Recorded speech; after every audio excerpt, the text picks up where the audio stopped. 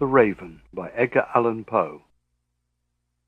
Once upon a midnight dreary, while I pondered, weak and weary, over many a quaint and curious volume of forgotten lore, while I nodded, nearly napping, suddenly there came a tapping, as of someone gently rapping at my chamber door. "'Tis some visitor," I muttered, tapping at my chamber door. "Only this, and nothing more." Distinctly I remember it was in the bleak December, and each separate dying ember wrought its ghost upon the floor. Eagerly I wished the morrow, vainly I had sought to borrow from my books surcease of sorrow, sorrow for the lost Lenore, for the rare and radiant maiden whom the angels named Lenore, nameless here for evermore. And the silken, sad, and certain rustling of each purple curtain thrilled me, filled me with fantastic terrors never felt before, so that now, to the still beating of my heart, I stood repeating, "'Tis some visitor entreating entrance at my chamber door, some late visitor entreating entrance at my chamber door.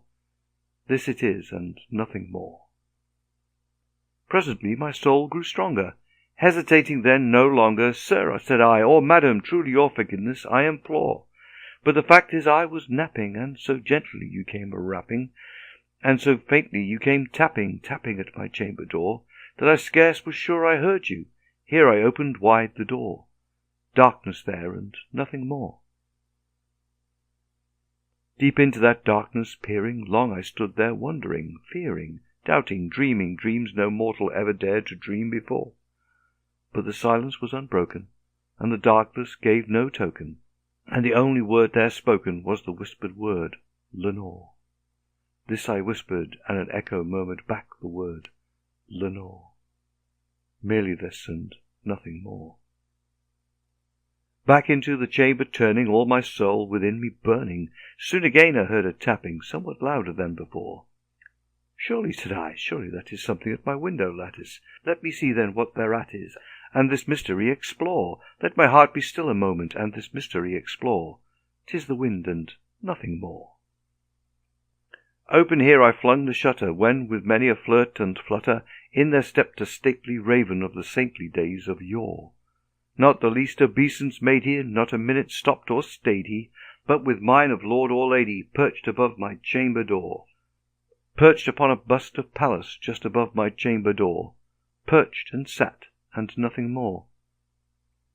Then this ebony bird, beguiling my sad fancy into smiling, by the grave and stern decorum of the countenance it wore, "Though thy crest be shorn and shaven, thou," I said, "art sure no craven, ghastly grim and ancient raven, wandering from the nightly shore. Tell me what thy lordly name is on the night's Plutonian shore." Quoth the raven, "Nevermore." Much I marvelled this ungainly fowl to hear discourse so plainly, though its answer little meaning, little relevancy bore. For we cannot help agreeing that no living human being ever yet was blessed with seeing bird above his chamber door, bird or beast upon the sculptured bust above his chamber door, with such a name as Nevermore. But the raven, sitting lonely on the placid bust, spoke only that one word, as if his soul in that one word he did outpour.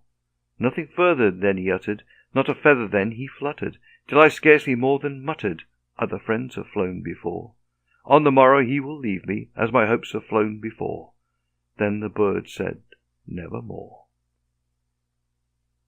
Startled at the stillness broken by reply so aptly spoken, "Doubtless," said I, "what it utters is only stock and store, caught from some unhappy master, whom unmerciful disaster followed fast and followed faster, till his songs one burden bore, till the dirges of his hope that melancholy burden bore, of never, nevermore." But the raven, still beguiling all my sad souls into smiling, straight I wheeled a cushioned seat in front of bird and bust and door. Then, upon the velvet sinking, I betook myself to linking fancy unto fancy, thinking what this ominous bird of yore, what this grim, ungainly, ghastly, gaunt, and ominous bird of yore meant in croaking "Nevermore." This I sat engaged in guessing, but no syllable expressing, to the fowl whose fiery eyes now burned into my bosom's core. This and more I sat divining, with my head at ease reclining on the cushion's velvet lining that the lamplight gloated o'er. But whose velvet violet lining with the lamplight gloating o'er she shall press, nevermore.